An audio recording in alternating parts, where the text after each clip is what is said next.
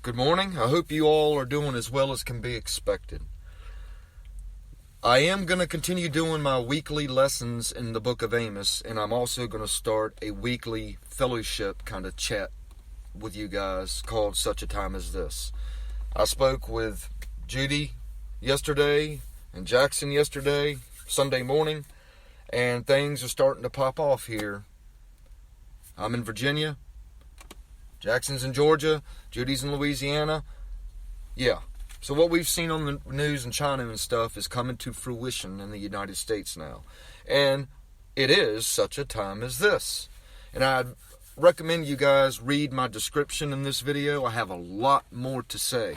So please read the description to this video. And I do want to address this COVID-19, this coronavirus and its circumstance. And I don't need to tell you a lot. The news outlets, social media sites, we all watch and read it. And we have to utilize the tool of discernment and compare the behavior of humanity with the historical accounts of the character and the behavior of mankind throughout history. Now, the World Health Organization, it has declared this virus to be a global pandemic. And that word alone is just obtuse to me. That is craziness. A pandemic. Now, the current president, he declared a state of emergency. That's big. And I think it was back on March 15th, President Trump called that day a national day of prayer, which I think is excellent, but it's rather rare. Some may have their issues with the president, and I know that I have a few. Actually, I have many, but it is rare in today's generation.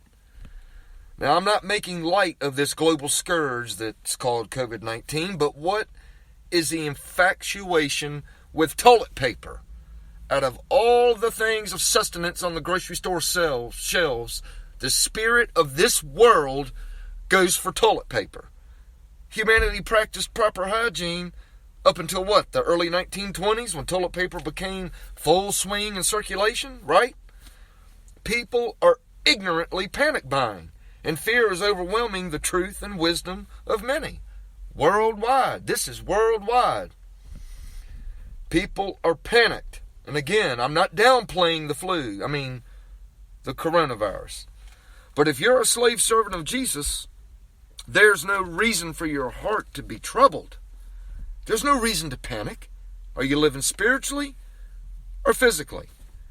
Now, there's lots of reasons. Good reasons. Biblical reasons, spiritual reasons, truth reasons for your heart to not be panicked. Now, this is by far, not the worst scourge that human society has dealt with, and the hardships that are a circumstance of what we perceive as truth from the media and others. Now, if you look back in history, you got the bubonic plague. That was commonly known as the Black Death. This was back in the 1300s, before climate-controlled hospitals. It broke out in and around Europe. Now listen. Now, of course, there were a lot less people then in that day, but much of the population and daily life was affected. An estimate in the low number estimate of those affected was 75 million people affected, and the high estimate was 200 million. 200 million people. Now, America has just under 400 million people in the country, last I checked. It took some 200 years until the population in and around Europe would recover. But if that was a reality in America, 1 in every 2 people would have died. Europe survived that. Not everyone did, but the country survived. And it's facing today another infirmity. The world will continue when these things pass. Societies and cultures, they will revive. They have revived. Now, just as recent as 1917 or 1918, there was the Spanish flu. And it originated where? In China, as they say. This coronavirus did. But it was called the Spanish flu because the European government refused to speak of the virus. They didn't print the news of this virus in the newspapers to limit panic. And Spain was the only government the European country that mandated its newspapers to not talk about it. So all these other countries were reporting on it, on this illness and the death in Spain. And as a result, people associated that deadly flu with Spain, the Spanish flu, because they were not reporting in their defense. In 1918, at the tail end of World War I, now these numbers are not exact, but they're close. As far as the total deaths, but the low estimate of deaths was 17 million perished, including people inside the United States. The high estimate, 100 million. 100 million died from the Spanish flu. This wasn't a corona or COVID kind of flu. It was different. It was a different strain. Between 17 and 100 million perished, though. As severe as it was, and particularly being nothing new under the sun above, society went on. Culture went on and back to making its own way. World without end. Now many people's world came to an end. It was the end of the world to them. But the world continued. Just do a little bit of research and look at the worldwide deaths from pandemics in the past to what they are thus far with this COVID-19. And continue monitoring these numbers. And by the time this passes, I think y'all will find a significant difference in the numbers, the amount of deaths worldwide, compared to these other ones in the past. But could this COVID-19 reach the numbers of past pandemics? It sure could. Now look again and continue periodically monitoring the worldwide deaths in months to come to worldwide deaths then. The average normal flu in just America, 10,000 people perish from it every year. And so far, worldwide, under 20,000 have died from the coronavirus. Now, I don't remember these types of nationwide restrictions back in 2018, but in the U.S. in 2018, the estimate is 60 to 80,000 people died of the normal flu. And I sure don't remember toilet paper being hoarded just 2 years ago either. Why? Why? Because people are fundamentally unlearned. The world spirit. Toiletries, they've only been in circulation for a little bit over 100 years. Why is this happening? Why is there this reaction? And what should be the behavior of the believer in Jesus' reaction? The Bible, it speaks directly to such plagues and widespread contagious diseases. Prophets were round about to warn civilizations and nations then. Now, today, healthcare committees of authority vary by country and by state, but we are to comply and heed the suggestions by these figures of authority, regardless of my opinion and regardless of anyone else's opinion. We are at war with an invisible enemy, whether it be what health professionals claim it to be or political propaganda. We are to comply with the authority of the Word of God. And by that, it is disobedience to man's laws, then we will become oppressed. And if I may read a verse pertaining to the children of Israel at the end of their 40-year wilderness journey, and the Lord through Moses gives them two expectations that they are to live with. Blessings or live with cursings. Circumstances of what God ordains upon their lives for the measure of obedience to Him. Now, this isn't going to explain it all. I'm just touching base. We'll have many more of these lessons. I'm going to read out of Deuteronomy chapter 28, verses 20 through 22.